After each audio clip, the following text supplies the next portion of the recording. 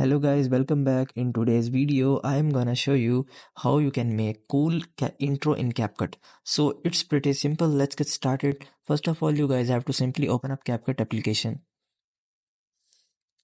So after opening up CapCut application, here you guys have to simply import the project as a template, which I'll provide you in the description. So you guys have to just simply download the template and you guys have to just simply import it to CapCut project.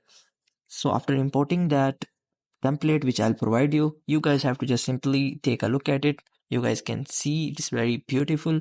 So in order to add your own intro, you guys have to just simply go to the text section below. So after clicking on text section, here you guys have to just simply click on add text and enter the intro of which you want to make.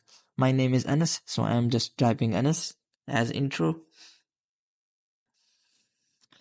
And after that, you guys have to just simply go to the animation section. So after coming to animation section, here you guys have to just simply select the animation which is showing right. So you guys have to just simply select that animation and you guys have to just simply make it to 3 seconds.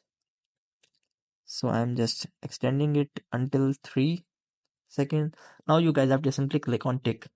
Now after that, you guys have to just simply extend the text duration to whole video. And now that's fine. Now you guys can see.